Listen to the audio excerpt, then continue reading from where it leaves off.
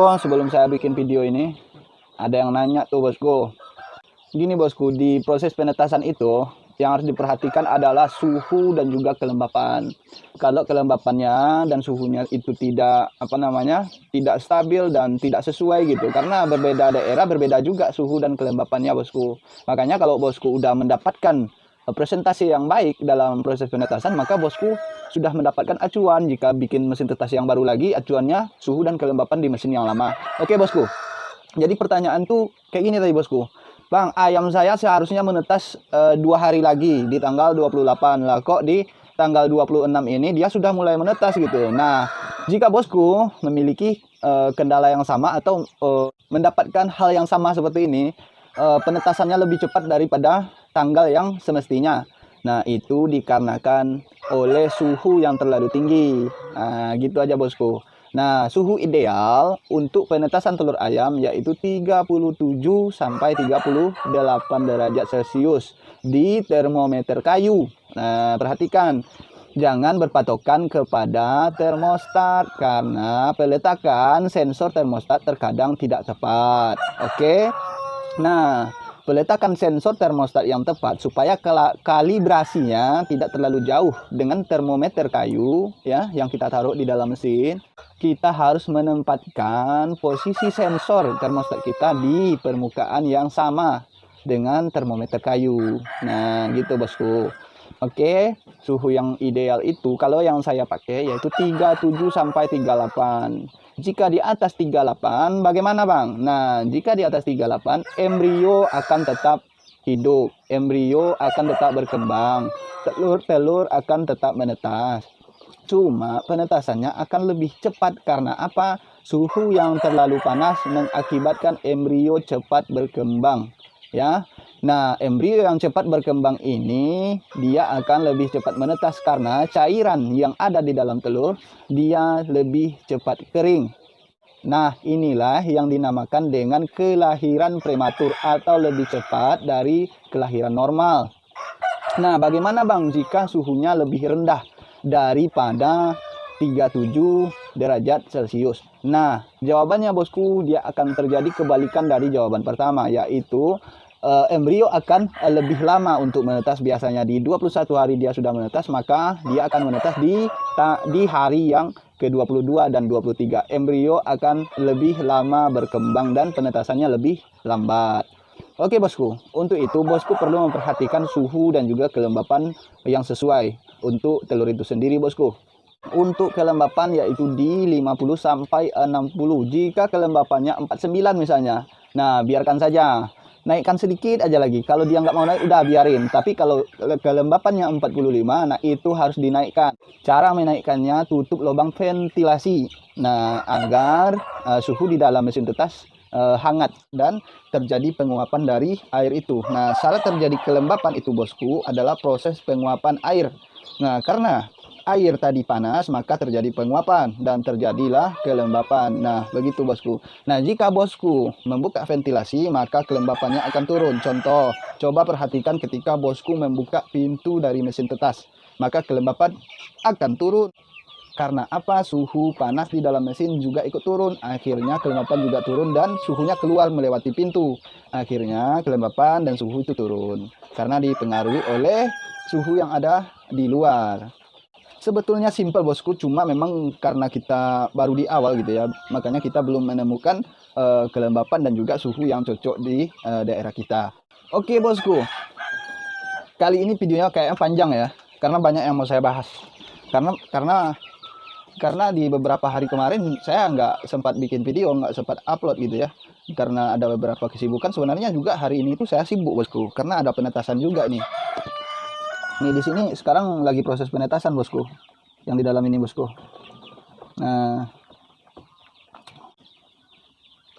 Nah jadi bosku, kalau untuk penetasan yang diperhatikan itu cuma suhu dan juga kelembapannya. Kemudian didukung oleh kualitas telur yang baik. Kualitas telur yang baik itu maksud saya seperti yang saya contohkan di video sebelum ini.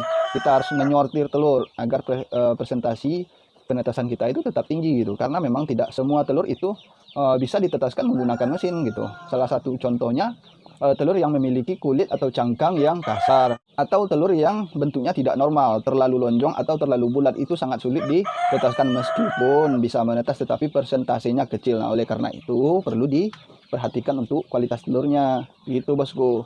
Dan itu tidak ada pengaruh terhadap cepat atau lambatnya proses penetasan, dan itu berpengaruh terhadap persentasenya aja. Tapi jika telur itu lebih cepat menetas atau lebih lama menetas, nah itu karena faktor suhu, bosku. Itu karena faktor suhu dan juga kelembapan. Nah, kelembapan terlalu rendah itu juga akan mengakibatkan telur itu lebih cepat menetas karena air yang ada di dalam cangkang telur tadi akan lebih cepat kering. Kelembapan itu gunanya untuk menggantikan air yang ada di dalam telur itu sendiri. Nah, itulah gunanya kelembapan, karena telur itu kita panaskan, bosku. Kita panaskan menggunakan lampu gitu. Makanya jika suhu terlalu panas, otomatis cairan yang ada di dalam telur akan lebih cepat kering. Dan kemudian ditambah juga dengan kelembapan yang rendah. Nah, telurnya akan lebih cepat menetas. Nah, jika telurnya lebih lama menetas, itu jawabannya sebaliknya, bosku. Kelembapan terlalu tinggi, suhu terlalu rendah. Nah, gitu, bosku. Simpel kan? Simpel, bosku. Kemudian yang udah beli jamu sama saya, bosku, itu takaran jamunya 1 liter air 2 tutup botol. 2 tutup botol, bosku. Nah, untuk yang memakai tempat minum manual yang ukuran 1,5 liter itu dipenuhkan jadi 3 tutup botol untuk jamunya, bosku.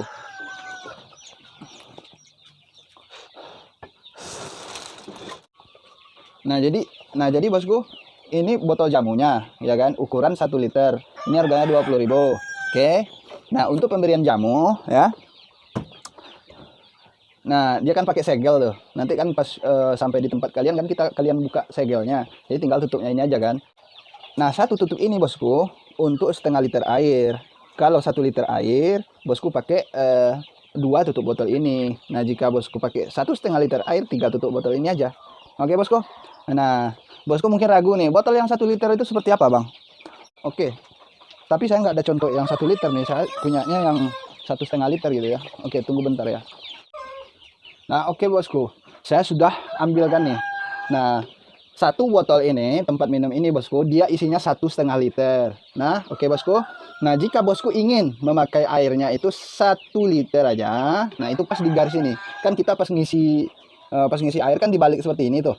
Nah, 1 liternya itu pas di garis itu, bosku. Pas di garis di bawah lehernya itu, bosku. Jika dipenuhkan sampai ke atas itu, bosku, isinya 1,5 liter. Nah, oke, bosku. Di bawah garis itu, bosku, itu pas 1 liter isinya. Karena galon ini isinya 1,5 liter. Nah, kalau ini dipenuhkan 3 tutup botol jamu tadi, bosku. Oke, kalau itu sampai di garisnya aja, itu 2 tutup botol. Dan bosku lakukan minimal 2 kali seminggu, insya Allah. Tengok nafsu makan ayamnya, tengok daya tahan tubuhnya, tengok kesehatannya. Insya Allah, bosku. Tapi bosku jangan gara-gara pakai jamu ini bosku menjadi menjadi lemah sanitasi kandangnya, kemudian biosecurity-nya. Biosecurity dan sanitasi itu penting, bosku. Walaupun kalian vaksin pakai jamu-jamuan, tetap menjaga kebersihan, menjaga keamanan dari virus-virus itu juga wajib, bosku. Karena metode itu nggak ada yang 100%, nggak ada yang 100%. Apalagi kita main barang bernyawa gitu loh, bosku. Main barang bernyawa itu ya risikonya adalah kematian gitu. Nah, oleh karena itu, bosku, jangan mentang-mentang pakai jamu, pakai vaksin, bosku, longgar terhadap penyemprotan kandang. Nah, penyemprotan itu penting, kebersihannya juga harus dijaga. Oleh karena itu, bosku, saya pernah mencoba beberapa metode kandang ya, termasuk kandang postal, kandang panggung, dan juga kandang baterai yang saat ini. Dan paling bagus menurut saya kandang baterai, minimal kandang panggung, bosku. Karena apa? Dia tidak langsung bersentuhan dengan kotoran. Nah, jika kita sedang malas, karena kita kan kadang ada malasnya gitu ya kan, membersihkan kandang atau segala macam, ayam kita setidaknya lebih aman daripada kandang postal. Jika kotorannya sudah menumpuk, ya setidaknya ayam tidak terkontaminasi atau tidak langsung bersentuhan dengan kotoran. Nah, itu paling bagus menurut saya sekarang, yaitu kandang baterai. Nah, itu adalah salah satu referensi kandang yang bagus menurut saya. Karena kandang postal itu, bosku, dia itu metode zaman dulu gitu loh. Zaman dulu gitu. Karena sekarang aja orang beternak broiler, ayam potong gitu kan, orang nggak mau lagi gunakan kandang postal, kecuali close house. Kalau close house, bosku, dia menggunakan blower gitu. Dan satu lagi, banyak yang nanya sama saya tuh, bang, apakah bisa kandang ayam di lokasi yang tertutup? Bisa gitu, tapi syaratnya harus pakai blower. Karena blower tadilah yang mengeluarkan uap-uap atau amonia keluar dari kandang, sehingga kondisi di dalam kandang baunya tidak menyengat. kemudian amoniaknya itu tidak naik gitu, karena sudah disedot oleh blower, dikeluarkan oleh blower bosku. Jadi kandang close house memang harus tertutup bosku. Nah, tapi dia menggunakan blower, dan harga blower itu paling murah 30 juta bosku. Mending jadiin buat kandang baterai gitu ya kan. Nah, mudah-mudahan bermanfaat lah bosku. Jangan lupa subrek bosku, subrek, luek, dan sare sama orang lain bosku. Oke bosku, gitu aja. Semoga bermanfaat bosku. Assalamualaikum warahmatullahi wabarakatuh bosku.